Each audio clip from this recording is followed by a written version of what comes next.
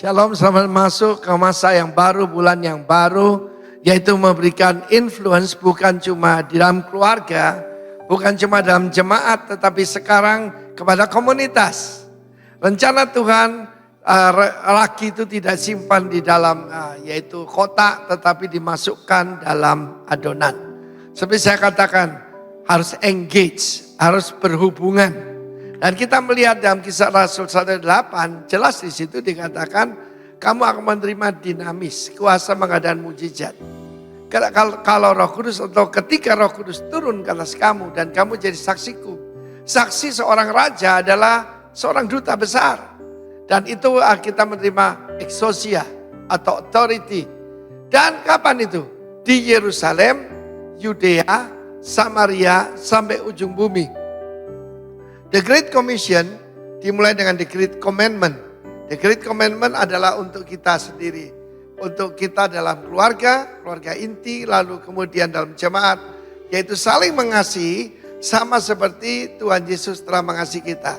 Yohanes 13 ayat 34. Tapi Matius 28 tentang The Great Commission berbicara tentang yaitu global. Sampai ke ujung bumi. Yang paling jauh, ada yang mengatakan paling jauh itu yaitu di Papua, saudara ya. Puji nama Tuhan, kita sudah sampai Merauke dan saya percaya sebentar lagi masuk Papua Nugini. Firman Allah menunjukkan harus mulai dari Yerusalem, kota kita, komunitas kita. Saya mulai hidup pelayanan saya di kota Surabaya. Dan mulai dari satu komunitas, satu kepada komunitas yang lain. Ya maka kuasa Roh Kudus itu menjamah banyak orang. Saya ingat satu kali saya diundang yaitu ke satu perkumpulan mereka yang suka itu ngebreak istilahnya ya. Pakai radio amatir ataupun pakai saudara tahu yang dimaksudkan itu. Dan mereka semua memperkenalkan dirinya dengan call sign. Ada Yankee Bravo, Yankee Charlie. Dan waktu ketemu saya kenalkan diri saya Alfa Romeo. Mereka tanya apa itu Alfa Romeo? Anak raja. Amen. Dan dari situ mulailah pertanyaan, mereka ketawa, tapi saya mulai memperkenalkan. Kamu bisa diadopsi oleh raja di atas segala raja. Saudara, dimulai dari situ dan saya juga datang dari satu pertemuan ke pertemuan yang lain. Mulai Yerusalem, lalu Yudea. Yudea itu regional. Samaria itu lintas daerah sudah. Bahkan di Samaria kita tahu mereka cuma percaya 5 kitab Taurat. Lumayan kan? Ada banyak daripada kita di luar sana, tetangga kita punya Taurat-Taurat mereka sendiri. Dan saudaraku kemudian sampai ujung bumi. Yang sama sekali bukan bahasa kita, bukan budaya kita. Tetapi harus mulai dari Yerusalem. Saya ingat satu kali saya pergi ke satu rumah, saya pernah saksikan. Dan rumah itu pusat perdukunan saudara. Ketika sampai di sana, saya berhubungan langsung ataupun bertemu dengan dukunnya. Dukunnya bertobat. Seluruh perdukunan murid-muridnya itu pada bertobat dibaptis. Dan tempat itu menjadi persekutuan doa. Dimulai dari Yerusalem. Dimulai dari rumah saya. Kemudian teman-teman saya. Dan itu kota itu di Bandung saudara ya. Itu mulai lintas daerah. Bukan lagi Jawa Timur. Tetapi Tuhan, rencana Tuhan membawa kita sekarang. Sampai kepada daerah-daerah yang baru. 2 bulan yang lalu atau sebulan yang lalu saya ada di Dobo di Kepulauan Aru. Dan tempat itu belum pernah saya injak. Untuk menggenapi janji saya pada Tuhan. Wherever you send me I will go. Sebab otoritas dan kuasa ini tidak untuk diri kita. Tetapi untuk orang lain. Tuhan memberkati kita. Jadilah saudaraku saluran kuasa Tuhan. Pakai otoritasnya untuk memuliakan namanya. Dalam nama Tuhan Yesus. Bless you warga kerajaan. Amin. Kita sudah akhiri bulan Agustus kemarin dan kita ada di bulan yang baru Bapak Ibu Saudara. Saya percaya semua karena pertolongan Tuhan. Semua karena kasih Tuhan. Amin. Yang percaya bisa tepuk tangan bagi Tuhan. Haleluya. Sebelum kita mulai ibadah kita pada pagi hari ini. Barangkali teman-teman Bapak Ibu Saudara yang ada duduk di bagian belakang bisa majulah sedikit ya. Supaya kita memenuhi tempat-tempat yang agak di depan. Haleluya. Haleluya. Oh, puji Tuhan. Kita mau siapkan hati kita dan kita mau menyembah Tuhan. Amin. Sebab Tuhan baik. Firman Tuhan berkata bahwa sebab kasih setiamu lebih baik daripada hidup. Bibirku akan memegahkan engkau. Demikianlah aku mau memuji engkau seumur hidupku dan menaikkan tanganku demi namamu. Bapa di surga, kami bersyukur pagi ini kami ada lagi di hadapan-Mu Tuhan. Oleh pertolongan-Mu kami boleh berdiri di tempat ini. Kami boleh ada di rumah-Mu Tuhan. Kerinduan kami mau memuji dan memuliakan nama-Mu, menikmati hadirat-Mu Tuhan. Kami tahu, kami percaya, kami yang lemah dikuatkan, kami yang sakit disembuhkan. Oleh bilur-bilur Yesus kami beroleh kesembuhan yang sempurna daripada-Mu. Pagi hari ini Tuhan, nama-Mu ditinggikan di tempat ini. Nama-Mu diagungkan di tempat ini. Kami siap memuji dan memuliakan nama-Mu Tuhan. Kami mau menghormati kehadiran-Mu sebab Engkau ada di tempat ini. Kami menutup telinga kami bagi suara-suara yang bukan daripada-Mu Tuhan. Dan kami mau membuka telinga kami mendengar suara-Mu pagi hari ini. Datanglah kerajaan-Mu, jadilah kehendak-Mu di tempat ini seperti di surga. Terima kasih Tuhan, di dalam satu nama yang kami cinta kami alaskan ibadah ini. Haleluya. Dalam nama Yesus. Amin. Haleluya. Kami mau bersuka cita karena Engkau Yesus Tuhan. Mari sama-sama kita makin berdiri dan siapkan hati kita memuji dan memuliakan Tuhan Raja Maha Besar. Haleluya. Tuhan Raja Maha Besar. Amin. Mari datang menyembahnya. Tuhan Raja Maha Besar.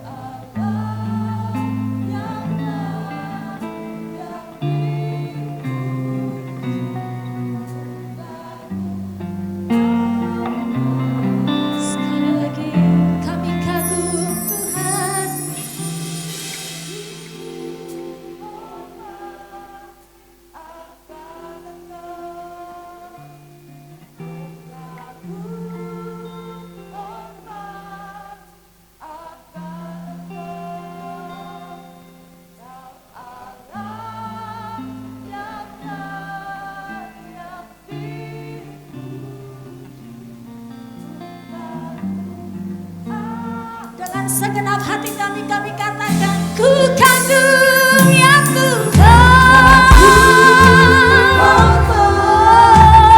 Akan Engkau. Amin. Ku kagum hormat akan Engkau. Kau Allah yang layak dipuji. Ku kagum akan.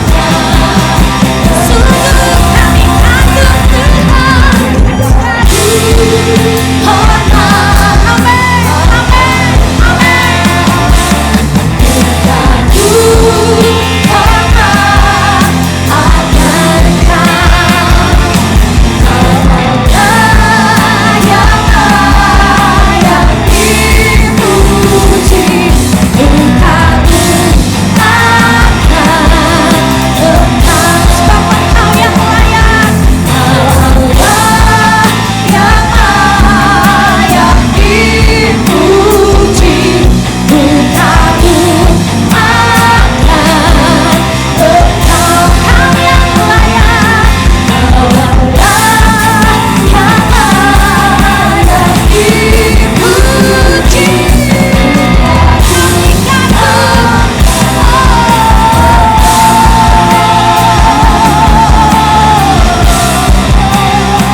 sungguh kami kagum akan Engkau Tuhan.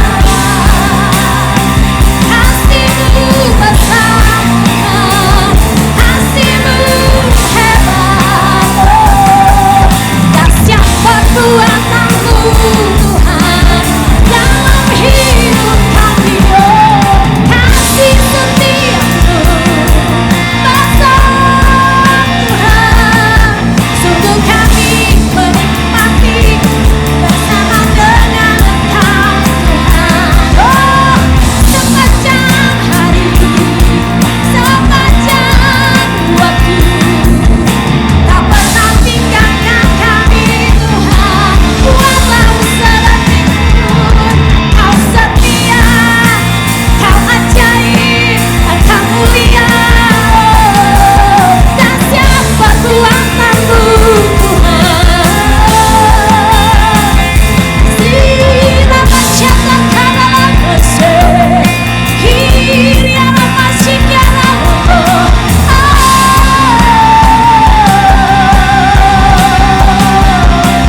kami mau bersyukur Tuhan buat perbuatan-Mu Yesus. Ajaib, sungguh ajaib, hebat, sungguh hebat, dahsyat Engkau Tuhan. Sebab itu kami mau memuji-Mu, sebab itu kami mau menyembah-Mu. Engkau Allah yang hebat, Engkau Allah yang dahsyat. Oh, kami tinggikan nama-Mu Tuhan, kami agungkan Engkau Yesus. Oh, sebab Engkau yang layak terima pujian. Oh, terima kasih Tuhan, terima kasih Tuhan.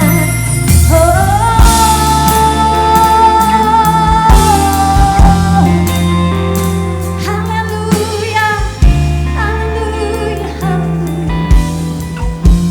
Kasih Tuhan, Kau mau nyatakan Kau hebat, Kau dahsyat, Kau ditinggikan.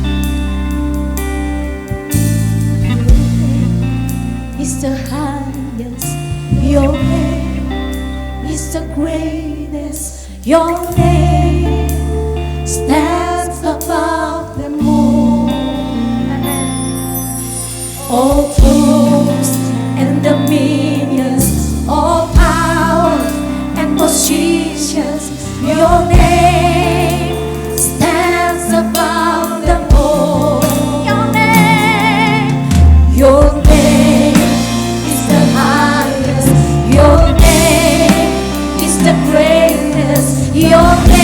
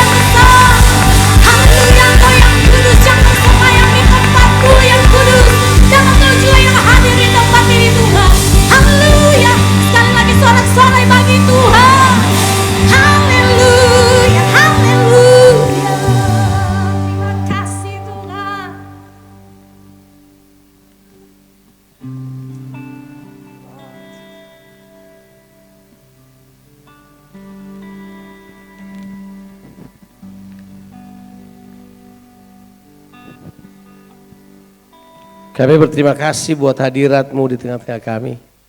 Thank you Tuhan Yesus. Terima kasih. Engkau Tuhan yang mengasihi kami. Sekarang kami berdoa supaya Tuhan berbicara pada kami pada ibadah yang pertama ini.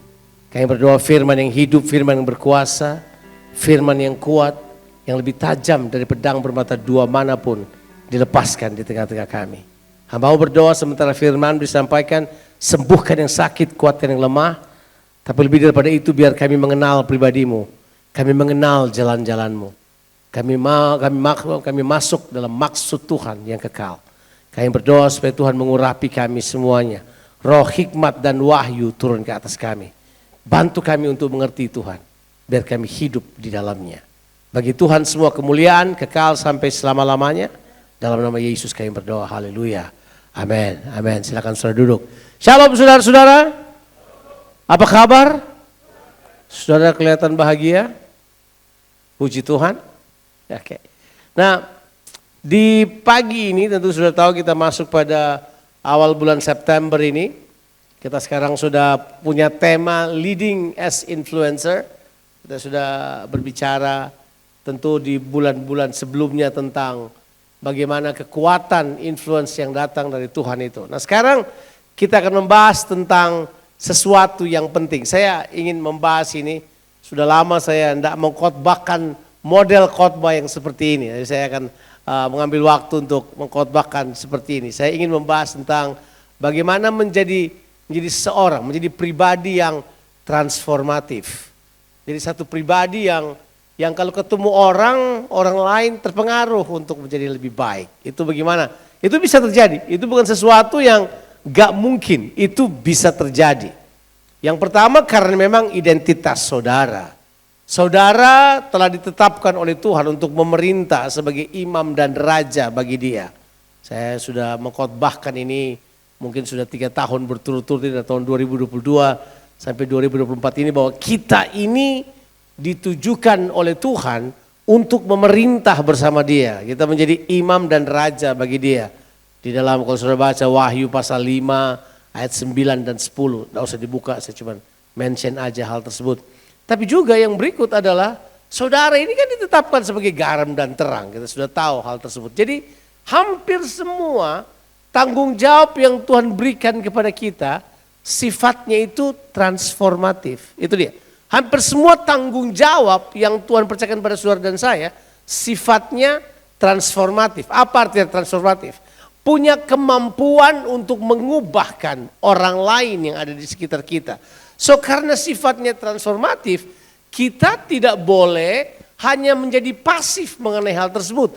Kita secara pribadi harus mengembangkannya, harus melatihnya, harus memperluas kapasitas kita supaya kita benar-benar menjadi pribadi yang transformatif, pribadi yang seperti yang Tuhan inginkan. Nah, izinkan saya membahas dengan saudara beberapa cerita di Alkitab yang akan menolong kita. Kita akan mengambil contoh yang paling utama di Alkitab, pribadi yang transformatif.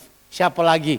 Kalau bukan juru selamat kita, raja kita, kekasih jiwa kita, Yesus Kristus. Orang ini luar biasa. Kalau saudara perhatikan dia Tuhan memang waktu dia jadi manusia, powerful. The way he see things, cara dia mengungkapkannya, cara dia melakukan sesuatu, luar biasa. Nah mari kita akan buka Alkitab kita, ayat ini luar biasa kita baca. Kita akan membaca di dalam kitab Injil Yohanes pasalnya yang keempat. Injil Yohanes pasalnya yang keempat, coba kita lihat dulu ayat tersebut. Injil Yohanes pasalnya yang keempat, saya pilih aja kita mau baca dari mana. Yohanes pasalnya yang keempat. Kita akan baca ayatnya, ayatnya yang ke mungkin 15 dan seterusnya. Kita baca dari situ saja. Ya, Injil Yohanes pasal 4. Ya. Ini tentu sudah mengerti dialog yang terjadi sebelumnya. Jadi Yesus minta air dari perempuan ini. Terus perempuan ini berkata gini, aneh banget.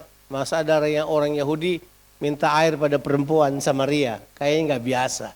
Tapi kemudian kita tahu Tuhan Yesus berkata kalau engkau tahu siapa yang meminta daripadamu, maka engkau akan meminta kepadanya air hidup itu. Sebab kalau kamu minum air hidup itu kamu tidak akan pernah haus lagi. Nah sekarang perempuan itu berkata, kata perempuan itu kepadanya, Tuhan, berikanlah aku air itu, supaya aku tidak haus dan tidak usah datang lagi ke sini untuk menimba air. Ayatnya ke-16.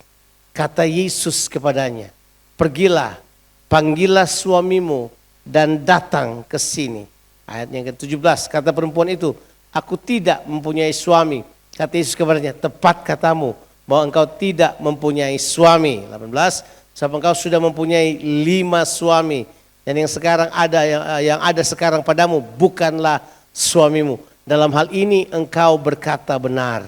Ayat 19, kata perempuan itu kepadanya, Tuhan, nyata sekarang bahwa engkau seorang apa? Nabi. Oke, let's start with this. Ada yang Yesus lakukan yang orang lain tidak pikirkan. Apa itu? Ini dia. Yesus melihat dalam diri orang lain sesuatu yang berbeda. Jadi Yesus itu transformatif karena dia melihat sesuatu dalam diri orang lain. Saya ulangi lagi. Seorang menjadi transformatif itu gini.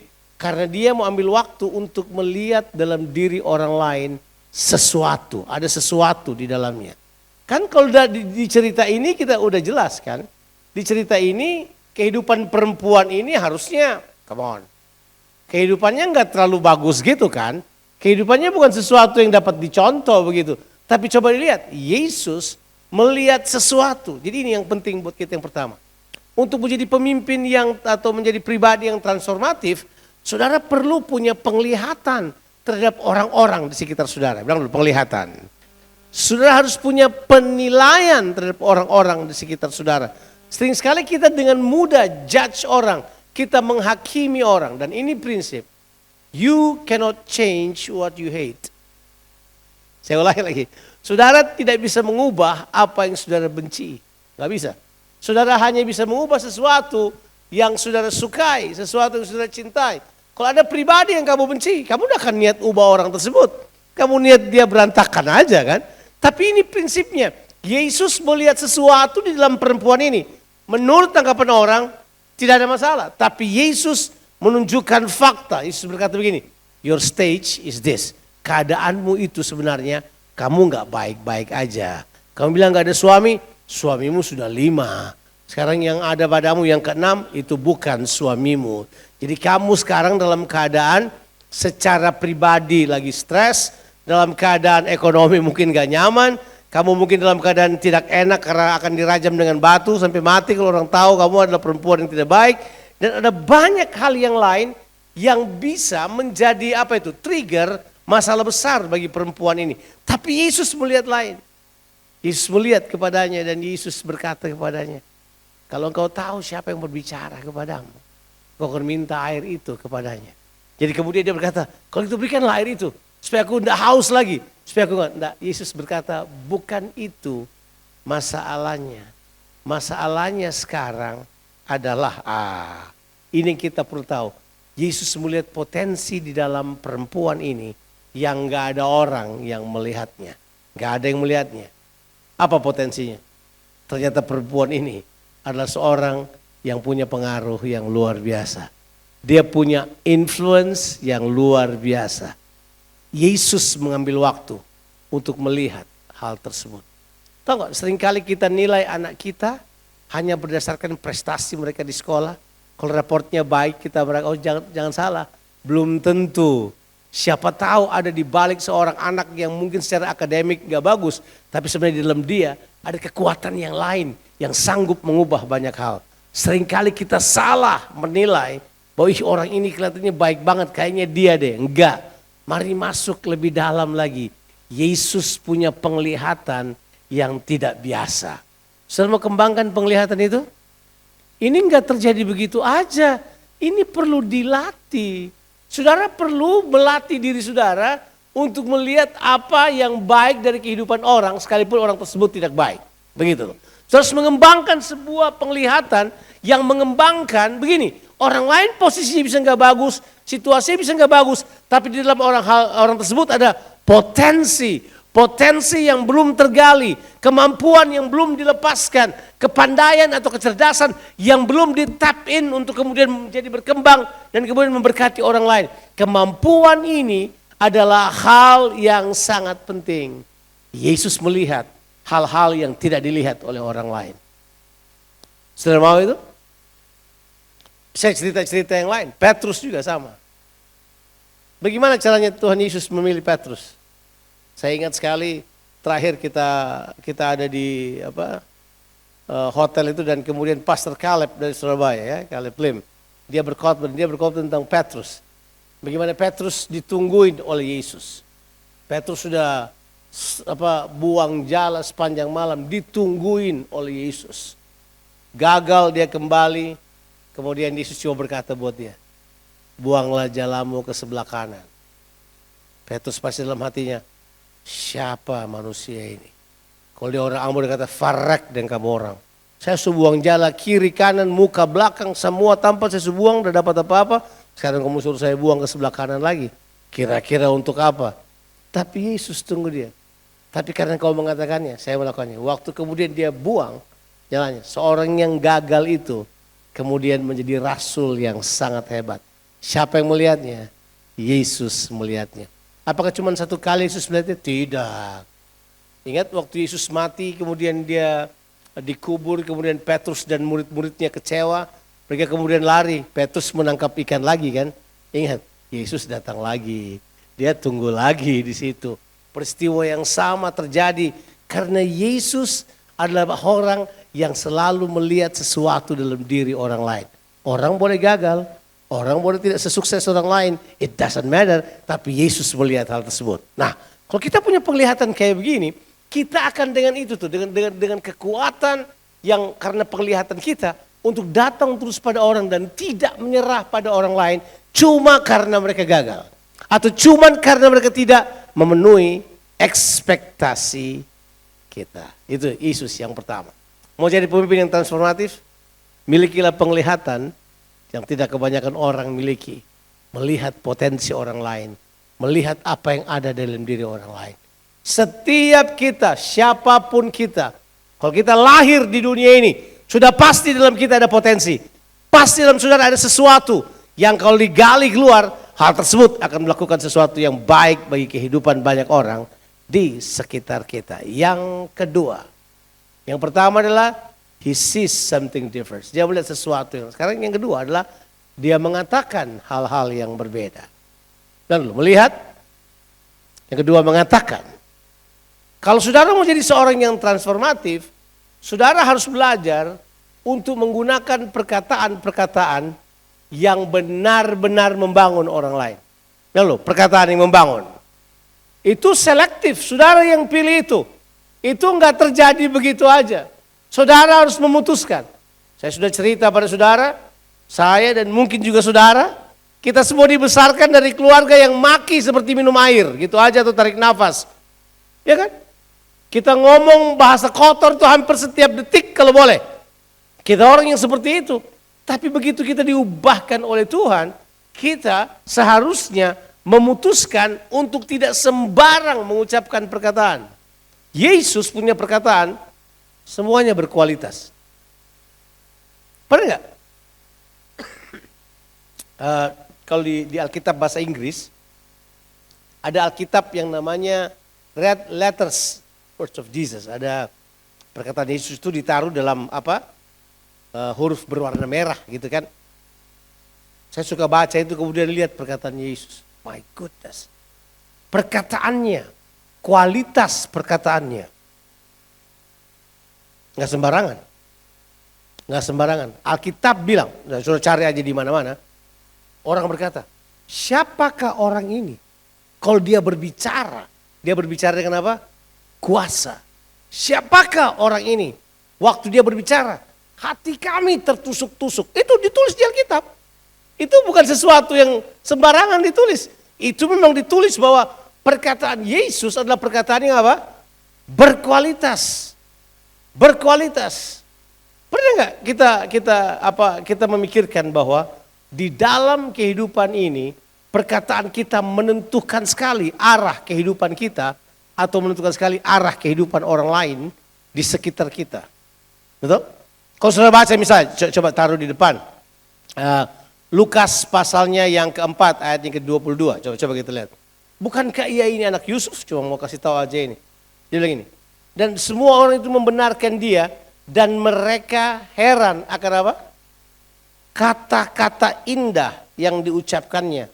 Lalu kata mereka, bukankah ia anak Yusuf? Hah? Yusuf Atalo kah? Yusuf siapa? Anak siapa dia? Artinya dia anak orang biasa. Dia bukan orang yang hebat. Tapi sekalipun dia adalah anak tukang kayu yang biasa, dia memilih perkataan yang bagus. Perkataannya adalah perkataan yang powerful. Itu dia. Nah, tentu sudah tahu ini bukan hal yang baru, tapi kalau saudara mau menjadi seorang yang transformatif, pilihlah kata yang tepat. Jadilah orang yang memilih kata. Sebagai seorang pembicara, seorang pengkhotbah, saya harus pilih kata yang pas yang saya mau sampaikan. Kalau saya ketemu dengan orang, saya harus pilih kata yang tepat ketemu mereka untuk mengatakan hal yang tepat buat mereka supaya apa yang saya sampaikan, yang saya maksudkan itu juga sampai kepada mereka. Jadi jelas kata-kata kita menentukan sekali perubahan dalam kehidupan kita atau kehidupan orang lain. Pernah nggak saudara sadari perkataanmu sendiri? Nah, ini langkah pertama. Sadari dulu apa yang kamu katakan. Pernah nggak kita ngomong berkata, kenapa saya ngomong tadi itu? Itu berarti kita nggak sadar dengan perkataan kita. Jadi perkataan kita, lidah kita, mulut kita tidak terkuasai, tidak punya kesadaran dengan perkataan kita. Pernah nggak? Saya pernah berkhotbah, kemudian bilang, aduh kenapa saya ngomong itu? Harusnya tidak perlu saya ngomong. Kenapa saya ngomong? Berarti kita bukan orang-orang yang memiliki perkataan yang selektif. Perkataan yang terpilih. Kalau memang tidak perlu untuk mengatakan sesuatu, tidak perlu mengatakannya. Betul kan?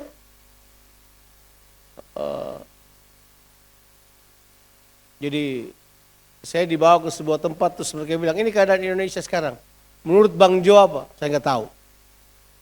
Saya nggak perlu jawab. Saya nggak tahu.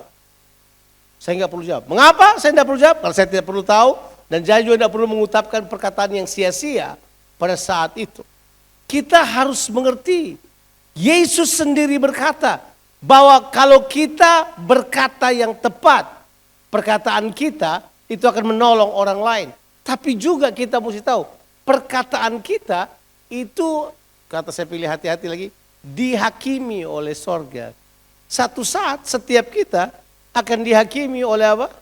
Setiap perkataan yang kita ucapkan. Nah, kita perlu sekali untuk punya perkataan-perkataan yang selektif. Coba kita baca dulu ayat ini. Amsal 15 ayat 23. Orang sudah biasa baca ayat ini kan? Ayat biasa. Amsal 15 ayat yang ke-23. Seseorang bersukacita karena jawaban yang diberikannya. Dan alangkah baiknya perkataan apa? Yang tepat pada waktunya. Perkataan yang tepat pada waktunya ini pada dasarnya dia bisa menjadi sesuatu yang profetik. Itu dalam kalau saya belajar ilmu profetik, ilmu kenabian, itu namanya perkataan yang tepat pada waktunya. Word in season. Tepat pada waktu. Kita butuh sekali perkataan itu. Kita perlu sekali firman itu. Kita perlu sekali apa yang kamu sampaikan. Itu adalah perkataan yang diucapkan apa? Tepat pada waktunya. Dan ini perlu kita kembangkan dalam kehidupan kita. Saya tanya dulu pada saudara. Kalau mulut saudara selalu mengucapkan hal-hal yang negatif, cerita boroknya orang, cerita jeleknya orang, saudara adalah pencerita yang paling buruk dalam kehidupan ini. Akankah orang percaya pada saudara? Akankah orang mau hidup bersama dengan saudara? Perempuan biar cantik kalau dia cerewet nggak ada yang mau. Amsal bilang lebih baik tinggal di satu rumah daripada satu rumah dan seorang perempuan yang bawel. Yang ngomong nggak beraturan, yang ngomong nggak ada juntrungannya. Tuhan memberitahukan kepada kita bahwa perkataan kita itu memang punya kuasa. Dan saudara sudah tahu, hanya untuk ingatkan saudara aja, Amsal 18 ayatnya ke 19 dan 20, bolehkah ditaruh di depan? Saudara yang dihianati lebih sulit dihampiri daripada kota yang kuat. Dan pertengkaran adalah seperti palang gapura, sebuah puri, yang runtuh itu maksudnya. Jadi kalau saudara menggunakan perkataan saudara untuk bertengkar, itu dia beritahu, seperti itu tuh, kota yang itu. Dan perkataan yang tidak nyaman, itu seperti pengkhianatan terhadap orang lain. Ayatnya yang ke-20, itu jelas. Perut orang dikenyangkan oleh hasil mulutnya. Ia dikenyangkan oleh apa? Hasil bibirnya. Artinya, the way the productivity of your life determined by your mouth. Atau apa yang kamu katakan. Bahwa kehidupan saudara berbuah atau tidak, menjadi produktif atau tidak, tergantung pada perkataanmu. Tergantung pada apa yang kamu ucapkan. Dan dia bilang, perutmu kenyang karena perkataan mulutmu. Jadi apa yang kamu katakan, itu yang kamu makan. Kalau kamu berkata sia-sia, itu yang kamu makan. Kalau kamu berkata negatif, itu yang kamu makan. Kalau kamu berkata keborokan orang lain, itu yang kamu makan. Loh, it's very simple. Nggak perlu penjelasan terlalu tinggi untuk menjelaskannya. Ia dikenyangkan oleh hasil bibirnya. Baru kemudian ayat 21, ayat yang kita selalu kutip tentunya. Hidup dan mati dikuasai. Coba ayat 21. Ya, hidup dan mati dikuasai oleh lidah. Siapa suka menggemakannya akan apa? Memakan buahnya. Wow.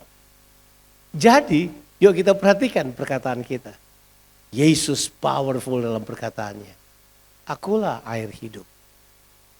Barang siapa datang dan minum daripada aku, dia tidak akan haus lagi. Ini gurun, Pak. Kamu ngomong kayak gitu, orang akan, siapa nih orang? Akulah roti hidup. Barang siapa makan, tidak akan pernah lapar lagi. Wah, dan seterusnya. Yesus memberitahukan hal-hal tersebut. Oke, yang pertama bilang apa? Penglihatan. Yang kedua adalah apa? Perkataan. Sekarang yang ketiga. Nah, ini dia yang penting. Yesus percaya pada hal-hal yang tidak dipercayai oleh orang lain. Dia percaya pada hal-hal apa? Yang tidak dipercayai oleh orang lain. Dia percaya kepada Bapanya yang di sorga. Dia percaya pada pertolongan Roh Kudus yang bekerja bersama dengan dia. Dia percaya bahwa apa yang dikatakan oleh firman Tuhan, ya dan amin. Dia percaya pada hal-hal yang tidak dipercayai oleh orang lain.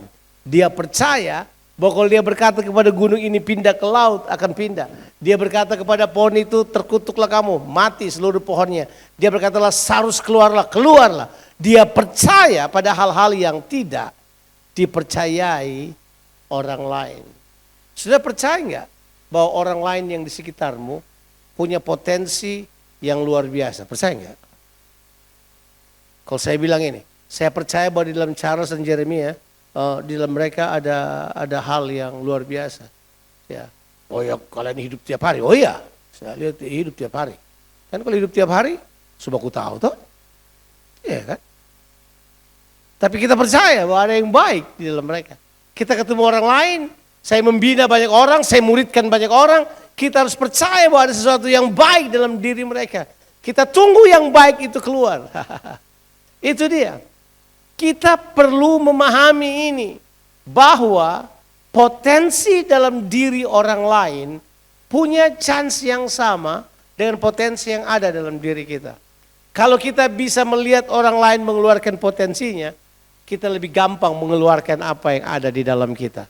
Tapi terbanyak kita buta pada potensi kita juga buta pada potensi orang lain, sehingga tidak percaya bahwa mereka dapat melakukan hal-hal yang luar biasa. Kalau saudara ditanya, waktu Yesus berkata kepada murid-muridnya, kalau saudara baca Yohanes pasalnya yang ke-6, saudara maju 2 pasal ke Yohanes pasalnya yang ke-6, satu kali Yesus berkata kepada murid-muridnya sesuatu yang jarang dia katakan. Dia berkata begini, akulah roti hidup yang turun dari sorga. Mereka berkata, oh my God, dia makan apa tadi malam ini? Ya, akulah roti hidup yang turun dari sorga. Terus dia berkata gini, dia tambah lagi, akulah roti atau mana yang turun dari sorga yang dimakan oleh nenek moyangmu di padang gurun. Mereka berkata, oh dia pasti kena apa, makan daging kambing terlalu banyak kan tadi malam. Dia kok ngomongnya ngawur. Enggak, Yesus sedang mengatakan yang benar buat mereka. Yesus sedang menunjukkan siapa dirinya yang sebenarnya. Murid-muridnya enggak siap melihat itu. Murid-muridnya cuma mau lihat dia sebagai apa? Anak tukang kayu dari Nazaret. Mereka gagal untuk melihat bahwa dia adalah roti hidup. Dia adalah Tuhan. Kemudian mereka panik. Kalau sudah baca, Alkitab bilang begini. Banyak dari murid-murid Yesus meninggalkan Yesus pada waktu itu. Nah, sudah boleh baca itu di Yohanes pasal 6. Baca aja ayat 66. Dan sudah akan menemukan kata itu. Bahwa mereka meninggalkan Yesus. Kenapa mereka meninggalkan Yesus? Mereka tidak siap untuk melihat Yesus yang adalah manusia itu ternyata dia Allah. Mereka enggak siap untuk melihat Yesus yang sebenarnya adalah pribadi yang mereka ikuti beberapa waktu itu. Ternyata dia adalah Tuhan, anak manusia, raja di atas segala raja. Mereka tidak bisa melihat hal tersebut. Tapi beda dengan Yesus. Yesus melihat murid-muridnya sebagai orang-orang yang bakal memerintah bersama dengan dia. Oh yes, dia udah buat, dia persiapkan, dia beritahu bahwa hey, kamu bakal memerintah. Tapi ini jalan pemerintahan, kamu harus melayani, kamu harus mempercayai apa yang orang lain tidak percayai. Saya mau cerita ini sekalian. Kemarin saya, Charles dan Jeremy ketemu dengan seorang dari India yang dia mendapat penglihatan bahwa tsunami akan datang di Makassar. Jadi dia bilang kemungkinan tanggal 17 September, dia kasih tahu tanggalnya. Jadi dia dengar itu tanggal 13 Agustus dia dengar bahwa tsunami akan hit Makassar. Dia tidak pernah dengar kota Makassar ada di mana. Tiba-tiba 6 hari kemudian dia sudah sampai di kota Makassar dan tinggal di Swiss Bell. Dia mau tinggal di dekat air laut supaya dia mau lihat apa yang terjadi. Bayangin orang ini agak sedikit. Ya, dia datang dia beritahu buat kami bertiga bahwa hey, tsunami mau datang Pak. Dan tsunami itu kecepatannya 800 km per jam. Jadi kalau dia terjadi di Surabaya, itu cuma butuh 1 jam sampai ke Makassar. Dan ketinggiannya bisa berlipat kali ganda. Dia bilang itu yang apa istilah yang dipakai mega thrust. Itu ada istilah baru terkenal semingguan ini. Jadi saya mendengarkan dia. Dalam hati saya, haruskah saya percaya apa tidak? Haruskah saya percaya apa tidak? Tapi Alkitab berkata kasih percaya segala sesuatu. Saya tunggu, saya berkata oke. Saya akan kasih tahu gereja di mana saya layani. Saya akan minta mereka bersiap. Gak ada ruginya mempersiapkan diri. Tapi kan ada yang bilang, Makassar tidak ada di itu. Makassar tidak ada di Ring of Fire. Makassar tidak dipatahan itu. Kemudian dia kasih sebuah map. Tidak. Di atas Surabaya sedikit yang kemarin terjadi gempa itu ada patahan. Dan kalau itu terjadi di situ, 1 jam kemudian, dia akan tiba langsung di Makassar. Kalau saya lihat peta itu, saya bilang, wow, kamu pasti memikirkannya dengan luar biasa. Udah gak usah takut, sudah panik biasa aja. Saya cuma bilang bahwa saya harus sampaikan kepada saudara untuk mempersiapkan diri saudara. Saya bersalah kalau tidak saya bilang hal ini pada saudara. Tapi dia bilang tsunami bakal datang. Terus dia jelaskan buat kita. Tuhan bilang juga buat saya. Bahwa Tuhan sampaikan ini karena dia mengasihi umatnya. Dia mau supaya umatnya bertobat. Saya bilang betul sih. Tapi dalam hati saya punya kepercayaan yang lain mengenai semuanya ini. Apa kepercayaan saya? Kalau ada gempa bumi, ada semuanya. Itu berarti lawatan Tuhan mau datang di kota Makassar. Ya saya bilang ini, it's okay, gak apa-apa. Berarti lawatan Tuhan mau datang, saya siap. Terserah apa itu. Saya akan beritahu orang untuk mempersiapkan diri. Tapi kalau itu terjadi, kita akan mempersiapkan diri. Sebab lawatan Tuhan akan datang. Pernah baca Alkitab? Kalau Tuhan jalan, gempa bumi. Tuhan jalan ada apa? Ada halilintar, ada guru, ada api, kilat, sambar menyambar. Itu Alkitab berkata. Dia bilang ini, have you seen the man who rides on heaven? Kalau dia jalan katanya, kalau dia jalan, gempa bumi terjadi. Ya, saya ingat satu kali orang berkata, Bang Joe, di Manado ada gempa bumi. Saya langsung kirim WhatsApp kepada pastor di sana. Saya berkata, selamat, Tuhan sedang melawat bagiannya kalian. Bersukacita aja. Why? Karena memang betul Ada hal-hal yang orang tidak percayai, yang kita percayai. Apa kepercayaanmu? Apa yang kamu percayai? Kita hidup di tengah-tengah masyarakat yang tidak punya kepercayaan apa-apa. Mereka pilih apa yang mereka mau. Tuhan berkata kepada kita bahwa Tuhan kita dapat dipercaya. Tuhan kita dapat dipercaya. Saya sudah 40 tahun ikut Tuhan. Sudah 40 tahun melayani Tuhan. Saya beritahu pada saudara bahwa Tuhan dapat dipercaya. Dia dapat dipercaya. Alkitab berkata, tapi tanpa iman tidak mungkin orang berkenan kepada Allah. Sebab barang siapa datang kepada Allah, berpaling kepada Allah, ia harus percaya bahwa Allah ada. Dan Allah memberi upah kepada orang yang bersungguh-sungguh mencari Dia. Oke, saya mesti selesai. Ini yang pertama adalah apa? Penglihatan. Yang kedua adalah apa? Perkataan. Yang ketiga adalah apa? Kepercayaannya. Sekarang yang keempat. Jadi kita bisa berhenti di sini aja. Dia punya perasaan yang orang lain tidak miliki. Perasaan itu namanya belas kasihan. Dia merasa orang lain.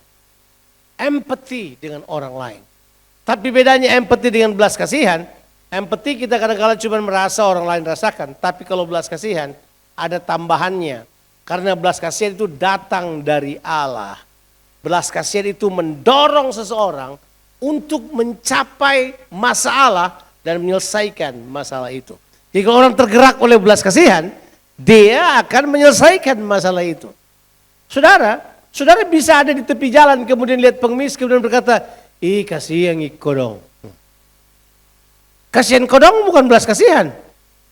Belas kasihan itu adalah begitu kamu terdorong oleh belas kasihan atau tergerak oleh belas kasihan, kamu akan bergerak mengikuti perasaan itu dan menyelesaikan masalahnya. Harus ada tujuan dari belas kasihan, Tuhan melepaskannya. Saya mendengarkan istri saya mengkhotbahkan belas kasihan sudah berkali-kali. Tapi setiap kali dia mengkhotbahkannya, saya tahu dia tidak hanya mengkhotbahkannya. Sebab itu yang dia rasa. Dia merasa apa yang orang lain rasakan.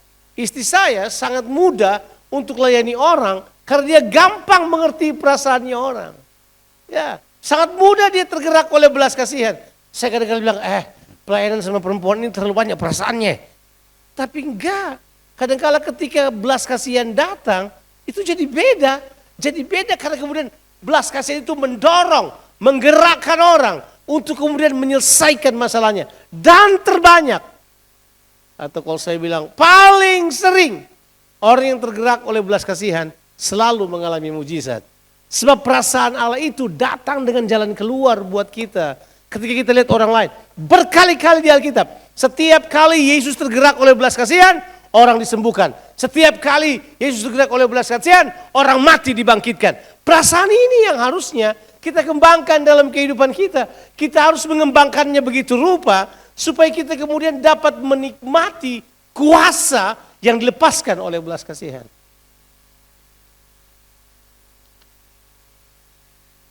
Yesus memiliki belas kasihan bagi orang-orang. Baca di Alkitab, terbanyak dia memiliki belas kasihan. Dan tidak semua orang memiliki itu. Dalam sebuah diskusi dengan seorang pemimpin, dia berkata apa? Terlalu banyak belas kasihan bisa menjadi kelemahan. Saya bilang enggak. Itu film-film pembunuhan yang bilang begitu. Enggak. Tapi belas kasihan melibatkan ketegasan. Belas kasihan melibatkan sukacita untuk menolong.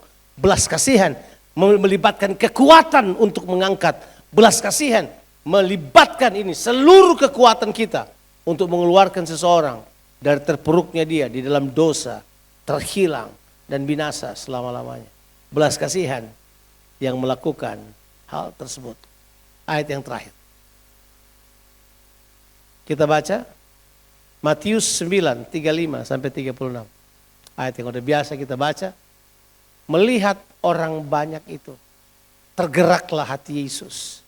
Demikianlah Yesus berkeliling ke semua kota dan desa, Ia mengajar dalam rumah-rumah ibadat dan memberitakan Injil kerajaan sorga, serta melenyapkan segala penyakit dan kelemahan. Ayat 36, melihat orang banyak itu, tergeraklah hati Yesus oleh belas kasihan kepada mereka. Karena mereka apa? Lelah dan terlantar seperti domba yang tidak bergembala. Satu kali saya melayani di Perbanas, saya belum menikah. Saya melayani di Perbanas Jakarta. Sementara saya melayani, ada seorang mahasiswa di situ. Ya, umurnya hampir sebaya dengan saya mungkin. Beda 3-4 tahun dari saya gitu. Tapi dia bikin kacau, cari perhatian, bikin apa ya. Saya khotbah di situ 2 sesi. Sudah mau marah sih, sudah mau usir dia keluar, tapi tiba-tiba Tuhan berkata, coba beri waktu buat dia. Jadi begitu break, saya pergi ambil kopi, dia pas di depan saya. Terus dia berkata gini, silakan Pak, mau kopi. Saya ambil kopi, kemudian saya pegang dia, kemudian saya berkata buat dia perkataan, Tuhan Yesus mengasihi kamu, dan Tuhan Yesus mau pulihkan hatimu. Kamu kecewa sama bapakmu kan? Anak itu langsung jatuh ke tanah. Hari ini, dia melayani Tuhan. Namanya Ricky Semen. Seorang yang dengan kemampuan pelayanan yang luar biasa. Menolong orang banyak. Saya temukan dia di mana? Saya temukan dia di sebuah persekutuan doa. Cuma karena ada perasaan jengkel awalnya. Tapi kemudian perasaan jengkel itu berubah menjadi perasaan belas kasihan. Saya datangi dia. Saya menyampaikan apa yang Tuhan mau dia dengar. Dan hari itu dia berubah. Hari ini dia melayani Tuhan. Dia termasuk salah satu orang yang pertama memanggil saya. Kurang lebih sekitar 20 tahun yang lalu, 25 tahun yang lalu. Orang yang pertama memanggil saya Dad, itu adalah Ricky Semen. Dan semua anak keluarga saya, dia yang pertama memanggil saya Dad, itu Ricky Semen. Siapa dia? Seorang yang tadinya mungkin tidak dianggap, tapi Tuhan ambil dia. Sekarang dia sudah dipakai Tuhan, luar biasa banget. Apa yang saya mau katakan pada saudara? Kalau kita punya belas kasihan yang dilepaskan kepada orang lain, kita nggak tahu orang lain akan mengalami apa setelah itu. Jangan berkata kalau dia diampuni dia akan buat seenaknya lagi. Enggak. Sebab orang kalau diampuni karena belas kasihan, karena memang tidak ada kemungkinan lain bagi dia, dia akan mengalami perubahan dalam kehidupannya. Saya percaya hal tersebut. Nah sekarang, bagaimana saudara? Saudara mau jadi enggak pemimpin yang transformatif? Coba perhatikan bagaimana penglihatanmu terhadap orang lain. Yang kedua, coba perhatikan bagaimana perkataanmu. Yang ketiga, bagaimana kepercayaan yang kau miliki. Bahwa kamu percaya enggak bahwa di dalam orang lain ada kemampuan yang luar biasa yang Tuhan berikan buat mereka. Dan yang terakhir adalah sudah punya perasaan belas kasihan untuk menolong orang dalam keadaan yang membutuhkan. Tuhan Yesus memberkati saudara-saudara sekalian. Yuk mari kita hidup seperti Tuhan Yesus Kristus. Haleluya. Amin. Mari kita berdoa. Bapa di sorga, hamba-Mu sangat terbatas untuk memberikan penjelasan. Tetapi hamba-Mu mengetahui bahwa Roh Kudus sanggup memberi penjelasan buat kami. Ampuni kami Tuhan. Seringkali kami membatasi diri kami dengan hal-hal yang sama sekali bukan hal yang penting. Seringkali kami menghabiskan waktu kami bukan dengan hal-hal yang betul-betul penting dalam kehidupan kami. Sekarang hamba-Mu berdoa supaya Tuhan menolong kami sekalian untuk memprioritaskan seperti Yesus apa yang dia lakukan. Memiliki penglihatan yang tepat. Minyaki mata kami oleh Roh-Mu yang kudus. Biar kami tidak merasa kami hebat padahal kami tidak punya apa-apa, kami telanjang, buta dan miskin. Biar mata kami melihat. Tolong perkataan kami Tuhan. Supaya perkataan kami digarami oleh kasih karunia. Sehingga kami mengatakan sesuatu orang lain diubahkan karena perkataan kami. Bantu kami untuk mempercayai bahwa di dalam kehidupan orang lain pun Tuhan bekerja dan Tuhan ingin melakukan perkara-perkara yang ajaib. Bantu kami untuk memiliki perasaan belas kasihan seperti Yesus. Terima kasih banyak Bapa di sorga. Sebentar Kami umat-Mu akan makan dan minum tubuh dan darah Tuhan Yesus Kristus. Untuk itu hamba-Mu berdoa untuk roti dan anggur yang telah dipersiapkan ini menjadi persekutuan dengan tubuh dan darah Tuhan Yesus Kristus. Waktu kami makan roti ini kami bersekutu dengan tubuh-Mu. Waktu kami minum anggur ini kami bersekutu dengan darah-Mu. Kiranya kami melakukan ini dengan sebuah kebenaran, sebuah pemahaman, sebuah motivasi yang tepat. Kami ingin supaya Yesus makin dinyatakan dalam kehidupan kami. Teruslah beracara dalam kehidupan kami. Di dalam nama Tuhan Yesus Kristus. Amin. Kalau saudara sudah siap, saudara boleh bangkit berdiri. Saudara siapkan roti dan anggur, saudara.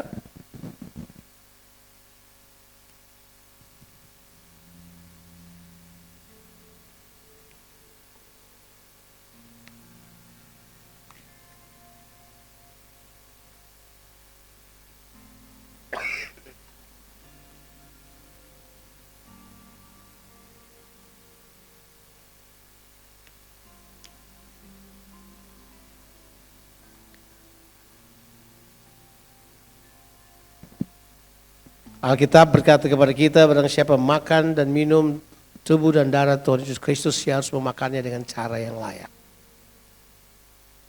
Tapi kita nggak usah khawatir karena Tuhan telah melayakkan kita. Oleh darahnya dia melayakkan kita. Barang siapa makan dan minum tubuh dan Tuhan, dia harus makan dengan cara, dengan motivasi yang tepat. Lihat hatimu, pusatkan perhatianmu kepada Tuhan. Mari kita angkat roti di tangan kanan kita dan dengarkan apa kata firman Tuhan. Berhubung dengan makan dan minum tubuh dan darah Tuhan Yesus Kristus. Sebab apa yang telah kuteruskan kepadamu, telah aku terima dari Tuhan. Itu Tuhan Yesus pada malam waktu ia diserahkan. Ia mengambil roti, mengucap syukur atasnya. Ia memecah-mecahkannya sambil berkata, inilah tubuhku yang diserahkan bagi kamu. Ambillah menjadi peringatan akan daku. Pada tubuh inilah Yesus telah menanggung semua dosa saudara, pelanggaran saudara, kutuk saudara, kelemahan saudara, penyakit saudara. Dia telah menanggung semuanya pada tubuh ini. Dan tubuh ini telah menjadi tubuh yang melaksanakan kehendak Tuhan dengan sempurna. Mari bersekutu dengan tubuh Tuhan, makan dengan iman dalam nama Tuhan Yesus Kristus. The body of Christ.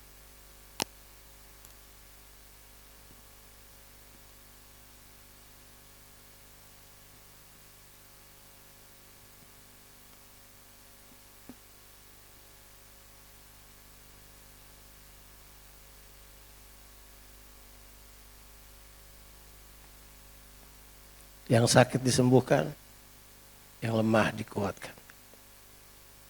Kita kecawan di tangan kanan kita. Demikian juga sesudah makan, ia mengambil cawan sambil berkata, inilah cawan perjanjian baru yang dimateraikan oleh darahku. Ambil dan minumlah, menjadi peringatan akan daku. Darah Kristus adalah darah penebusan. Tapi darah Kristus juga adalah darah kemenangan. Oleh darah anak domba dan oleh perkataan kesaksian mereka, mereka mengalahkan iblis, ular tua itu. Mari bersekutu dengan darah penebusan dan darah kemenangan Tuhan Yesus Kristus. Minum dengan iman dalam nama Tuhan Yesus Kristus. The blood of Jesus.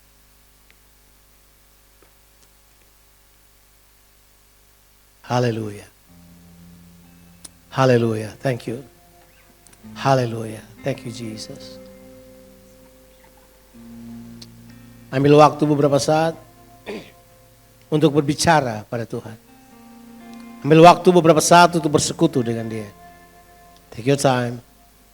Ambil waktu saudara, bicara dengan Dia. Mungkin engkau tidak pernah bicara dengan Tuhan. Ambil waktu bicara dengan Dia.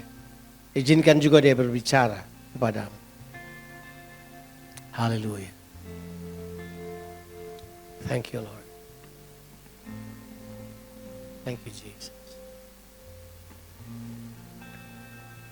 Thank you. Naikkan doa-doamu, naikkan komitmen baru. Tuhan ada dengan kita. Thank you, Jesus.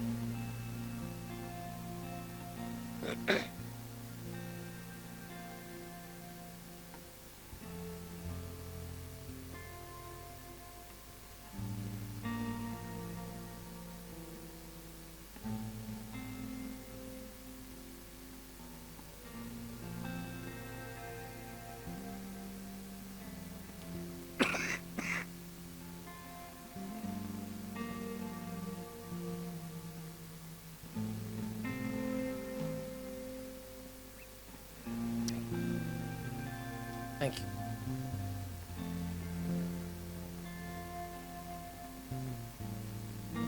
Sekarang mari kita akan berdoa supaya kerajaannya dinyatakan dalam kehidupan kita dan kehendaknya dilaksanakan dalam kehidupan kita. Seperti di sorga, demikian juga terjadi di atas bumi. Mari kita berdoa, doa yang Tuhan Yesus ajarkan kepada kita. Bapa kami yang di sorga, dikuduskanlah namamu, datanglah kerajaanmu, jadilah kehendakmu di bumi seperti di sorga. Berikanlah pada kami pada hari ini makanan kami yang secukupnya, dan ampunilah kami akan kesalahan kami, seperti kami juga mengampuni orang yang bersalah kepada kami. Dan janganlah membawa kami ke dalam pencobaan, tapi lepaskanlah kami daripada yang jahat, karena Engkau yang punya kerajaan dan kuasa dan kemuliaan sampai selama-lamanya. Amin. Silakan saudara.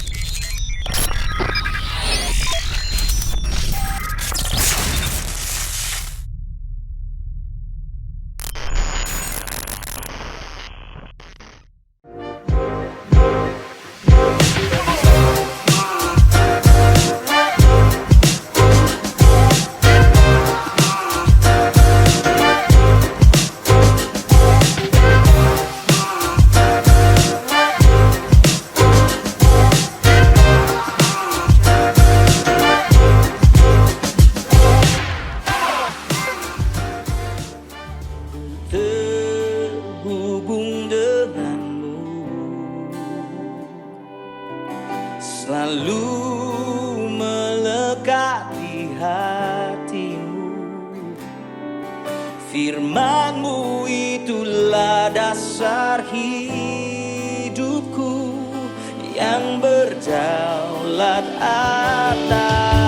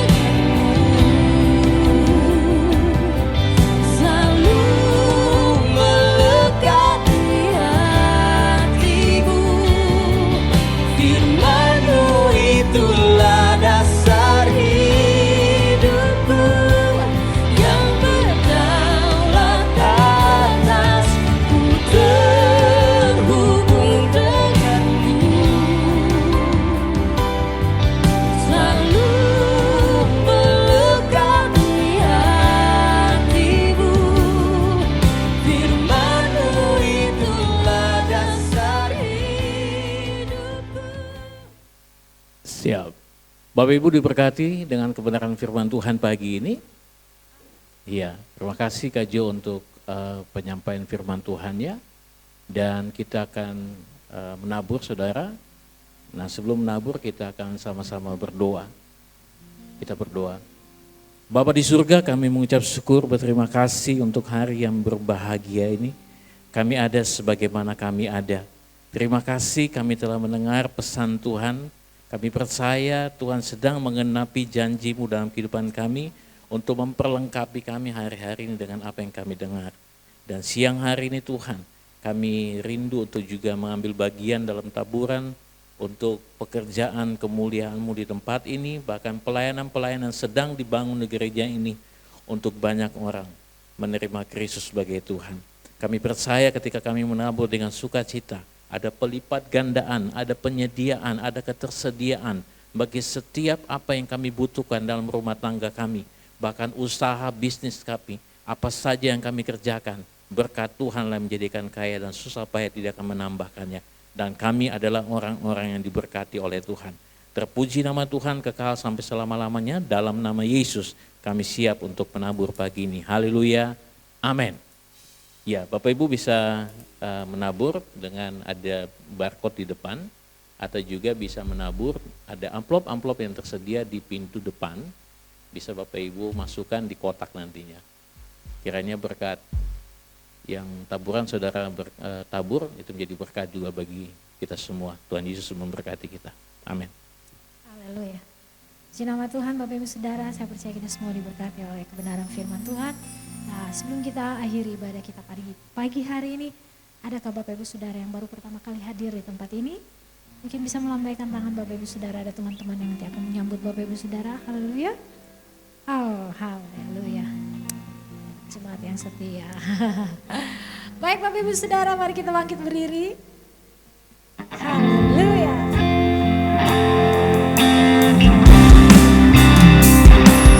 You are great, you are miracle so great.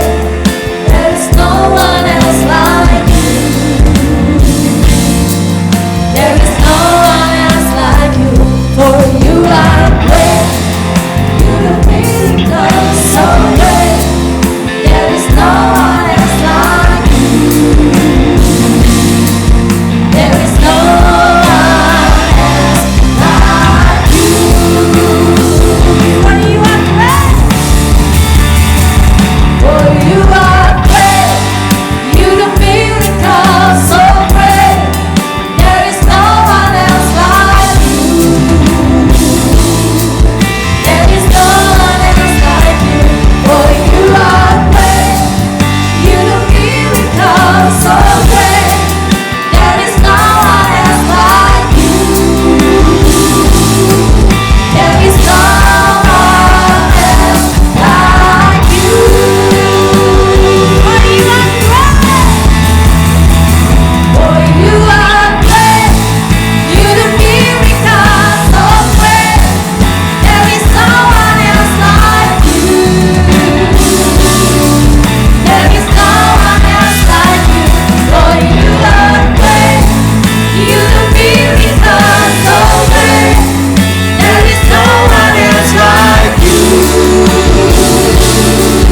There is no one else like you. There is no one else like you. There is no one else like you. Berbahagialah kamu, rukunlah kamu, bersukacitalah kamu dan ketahuilah bahwa Tuhan itu baik. Sebab tidak untuk selamanya Dia membiarkan orang benar itu goyah. Tapi Dia akan menopang kehidupanmu, menyokong engkau sehingga engkau akan sampai pada tujuan-tujuan Tuhan dalam kehidupan ini. Terimalah berkat Tuhan. Tuhan memberkati engkau dan melindungi engkau. Tuhan menyinari engkau dengan wajahnya dan berikan kepadamu kasih karunia.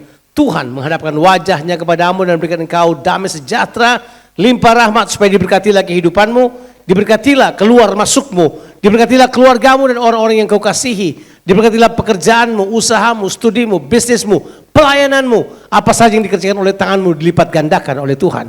Kiranya tangan-tanganmu ini menjadi tangan kesembuhan, tangan keberkatan, dan tangan pemulihan bagi semua orang yang kamu jumpai, karena Tuhan menyertai engkau bahkan berdiam dalam kehidupanmu. Dalam nama Tuhan Yesus Kristus, yang percaya dan diberkati Tuhan berkata bersama-sama, amin. Amin. Happy Sunday everyone. Tuhan memberkati.